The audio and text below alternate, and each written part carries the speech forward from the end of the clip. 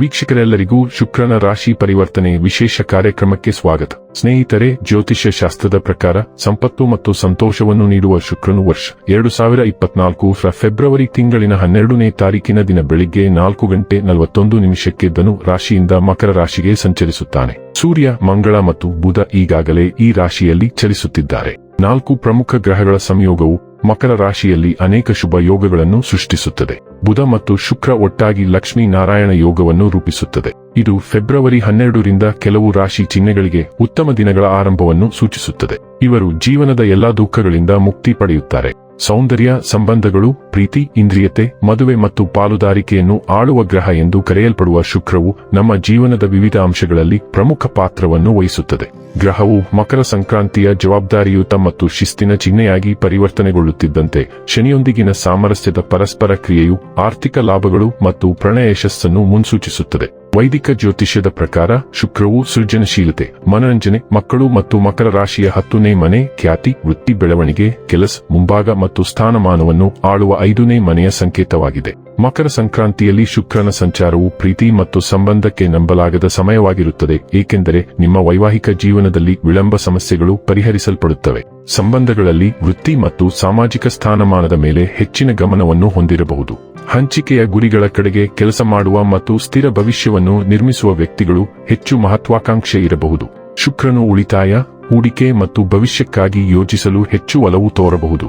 ಮಕರ ಸಂಕ್ರಾಂತಿ ಸಾಮಾನ್ಯವಾಗಿ ಪ್ರಾಯೋಗಿಕತೆಯೊಂದಿಗೆ ಸಂಬಂಧ ಹೊಂದಿದ್ದರೂ ಶುಕ್ರವು ಸೌಂದರ್ಯಕ್ಕಾಗಿ ಮೆಚ್ಚುಗೆಯನ್ನು ತರುತ್ತದೆ. ಈ ಸಾಗಣೆಯ ಸಮಯದಲ್ಲಿ ಜನರು ಉತ್ತಮ ರಚನಾತ್ಮಕ ಮತ್ತು ಸಂಘಟಿತ ಪರಿಸರದಲ್ಲಿ ಸೌಂದರ್ಯವನ್ನು ಕಾಣಬಹುದು. ಗಂಭೀರ ಬದ್ಧತೆಗಳು ಮತ್ತು ದೀರ್ಘಾವಧಿಯ ಸಂಬಂಧಗಳಿಗೆ ಈ ಸಾಗಣೆಯು ಅನುಕೂಲಕರವಾಗಿರುತ್ತದೆ. ವ್ಯಕ್ತಿಗಳು ತಮ್ಮ ಪ್ರೀತಿಯ ಜೀವನದಲ್ಲಿ ಸ್ಥಿರತೆ ಮತ್ತು ಬದ್ಧತೆಯನ್ನು ಗೌರವಿಸುವ ಸಮಯ ಇದು. ಆದ್ದರಿಂದ ಉದ್ಯೋಗ, ಆಧ್ಯಾತ್ಮಿಕ ಪ್ರಗತಿ ಮತ್ತು ಉತ್ತಮ ಆದಾಯಕ್ಕೆ ಸಂಬಂಧಿಸಿದಂತೆ ಅನುಕೂಲಕರ ಫಲಿತಾಂಶ ಇರುತ್ತದೆ. ಶುಕ್ರ ಸಂಕ್ರಮಣವು ಉನ್ನತ ಜ್ಞಾನ, ಭಾವನಾತ್ಮಕ ಬುದ್ಧಿವಂತಿಕೆ ಮತ್ತು ಸಂಬಂಧಗಳಲ್ಲಿ ಯಶಸ್ಸಿಗೆ ಮೌಲ್ಯವನ್ನು ಪಡೆಯುವ ಅವಧಿಯಾಗಿರಬಹುದು ಮತ್ತು ಸಂತೋಷ ಮತ್ತು ಸಮೃದ್ಧಿಗಾಗಿ ಪ್ರಯತ್ನಗಳನ್ನು ಮಾಡಲಾಗುತ್ತದೆ. ಮಕರ ಸಂಕ್ರಾಂತಿಯಲ್ಲಿ ಶುಕ್ರ ಮತ್ತು ಮಂಗಳದ ಸಂಯೋಗವು ಜ್ಯೋತಿಷ್ಯ ಶಾಸ್ತ್ರದ ದೃಷ್ಟಿಯಿಂದ ಮಹತ್ವದ ಘಟನೆಯಾಗಿರಬಹುದು, ಏಕೆಂದರೆ ಶುಕ್ರ ಮತ್ತು ಮಂಗಳ ಎರಡೂ ಶಕ್ತಿಗಳು ಸಂಬಂಧಗಳು, ಸೃಜನಶೀಲತೆ ಮತ್ತು ವೈಯಕ್ತಿಕ ಚಾಲನೆಯ ಮೇಲೆ ಪ್ರಭಾವ ಬೀರುತ್ತವೆ. ಜ್ಯೋತಿಷ್ಯದಲ್ಲಿ ಶುಕ್ರ ಬಲವಾದ ಶುಕ್ರವು ಜೀವನದಲ್ಲಿ ಎಲ್ಲಾ ಅಗತ್ಯ ತೃಪ್ತಿ, ಉತ್ತಮ ಆರೋಗ್ಯ ಮತ್ತು ಬಲವಾದ ಮನಸ್ಸನ್ನು ಒದಗಿಸುತ್ತದೆ. ಬಲವಾದ ಶುಕ್ರವು ಸ್ಥಳೀಯರಿಗೆ ಸಂತೋಷ ಮತ್ತು ಸಂತೋಷವನ್ನು ಪಡೆಯುವಲ್ಲಿ ಹೆಚ್ಚಿನ ಯಶಸ್ಸಿನೊಂದಿಗೆ ಎಲ್ಲಾ ಸಕಾರಾತ್ಮಕ ಫಲಿತಾಂಶಗಳನ್ನು ಒದಗಿಸಬಹುದು. ತಮ್ಮ ಜಾತಕದಲ್ಲಿ ಶುಕ್ರನ ಬಲವನ್ನು ಹೊಂದಿರುವ ಸ್ಥಳೀಯರು ತಮ್ಮನ್ನು ತಾವು ಆರಾಮದಾಯಕವಾಗಿಸಬಹುದು ಮತ್ತು ಸಂತೋಷದಿಂದ ಬದುಕಬಹುದು. ಸ್ಥಳೀಯರು ಹಣ ಸಂಪಾದಿಸುವುದರಲ್ಲಿ ಮತ್ತು ತಮ್ಮ ಸೌಕರ್ಯಗಳನ್ನು ಹೆಚ್ಚಿಸುವಲ್ಲಿ ಅತ್ಯಂತ ಪ್ರವರ್ಧಮಾನಕ್ಕೆ ಬರಬಹುದು. ವೈದಿಕ ಜ್ಯೋತಿಷ್ಯದಲ್ಲಿ ಗುರುವಿನ ನಂತರ ಶುಕ್ರವನ್ನು 2ನೇ ಅತ್ಯಂತ ಮಂಗಳಕರ ಗ್ರಹವೆಂದು ಪರಿಗಣಿಸಲಾಗಿದೆ. ಈ ಗ್ರಹವು ವಿಶ್ವದಲ್ಲಿ ವಾಸಿಸುವ ಎಲ್ಲಾ ಜೀವಿಗಳಿಗೆ ಯಾವಾಗಲೂ ದಯೆ ತೋರುವುದು ಎಂದು ನಂಬಲಾಗಿದೆ. ನವಗ್ರಹಗಳಲ್ಲಿ ಒಂದಾದ ಶುಕ್ರನನ್ನು ಅದೃಷ್ಟದ ಗ್ರಹ ಕರೆಯಲಾಗುತ್ತದೆ. ಜನ್ಮ ಕುಂಡಲಿಯಲ್ಲಿನ ಪ್ರೇಮ ಸಂಬಂಧಗಳ ಲೆಕ್ಕಾಚಾರ ಮಾಡುವಾಗ ಈ ಗ್ರಹವನ್ನು ಪರಿಗಣನೆಗೆ ತೆಗೆದುಕೊಳ್ಳಲಾಗುವುದು. ಆದ್ದರಿಂದ ಶುಕ್ರ ಸಂಚಾರ ಜ್ಯೋತಿಷ್ಯದಲ್ಲಿ ಪ್ರಾಮುಖ್ಯತೆ ಪಡೆದಿದೆ. ಶುಕ್ರವು ಆನಂದ ಮತ್ತು ಸೌಂದರ್ಯದ ಆಕರ್ಷಣೀಯ ಗ್ರಹವಾಗಿದೆ. ಶುಕ್ರ ಗ್ರಹವು ವೃಷಭ ಮತ್ತು ತುಲಾ ರಾಶಿಗಳ ಅಧಿಪತಿಯಾಗಿದೆ. ಕಾಲಪುರುಷ ಕುಂಡಲಿಯ ಪ್ರಕಾರ ಈ ಮನೆಯು ನಮ್ಮ ಜೀವನದಲ್ಲಿ ಮದುವೆ, ಜೀವನ ಸಂಗಾತಿ ಇತ್ಯಾದಿಗಳನ್ನು ಪ್ರತಿನಿಧಿಸುತ್ತದೆ. ಆದ್ದರಿಂದ ಈ ಭಾಗಗಳಿಗೆ ಹೆಚ್ಚಿನ ಪ್ರಾಮುಖ್ಯತೆಯನ್ನು ನೀಡಲಾಗುತ್ತದೆ, ವಿಶೇಷವಾಗಿ ಜೀವನದ ಇತರ ಸಂಗತಿಗಳಿಗಿಂತ ಹೆಚ್ಚಾಗಿ ಅವುಗಳನ್ನು ವ್ಯಕ್ತಿಯ ಭೌತಿಕ ಸಂತೋಷಗಳಿಗೆ ಸಂಬಂಧಿಸಿದೆ ಎಂದು ಪರಿಗಣಿಸಬಹುದು. ಹಾಗಾದರೆ ಬನ್ನಿ, ಇಲ್ಲಿ ಶುಕ್ರನ ಮಕರ ರಾಶಿಯಲ್ಲಿ ಈ ಗೋಚಾರ ಇಲ್ಲಿ ಪ್ರತ್ಯೇಕವಾಗಿ ಮೇಷರಾಶಿಯ ಜಾತಕದ ಪಾಲಿಗೆ ಹೇಗೆ ಸಾಬೀತಾಗಲಿದೆ, ಯಾವೆಲ್ಲ ಫಲಗಳು ಇಲ್ಲಿ ನಿಮಗೆ ಲಭಿಸಲಿವೆ ಮತ್ತು ಯಾವ ವಿಷಯವಾಗಿ ಇಲ್ಲಿ ನೀವು ವಿಶೇಷ ಎಚ್ಚರಿಕೆ ಹೊಂದಿರಬೇಕು ಅನ್ನೋದನ್ನ ನೋಡೋಣ. ವಿಡಿಯೋ ಪ್ರಾರಂಭಿಸುವುದಕ್ಕೂ ಮುನ್ನ ಎಂದಿನಂತೆ ನಮ್ಮ ವಿನಂತಿ ಎಂದರೆ, ನೀವಿನ್ನೂ ನಮ್ಮ ಚಾನೆಲ್ ಅನ್ನು ಸಬ್ಸ್ಕ್ರೈಬ್ ಮಾಡಿಲ್ಲವೆಂದರೆ ದಯವಿಟ್ಟು ಈಗಲೇ ನಮ್ಮ ಚಾನೆಲ್ ಅನ್ನು ಸಬ್ಸ್ಕ್ರೈಬ್ ಮಾಡಿ.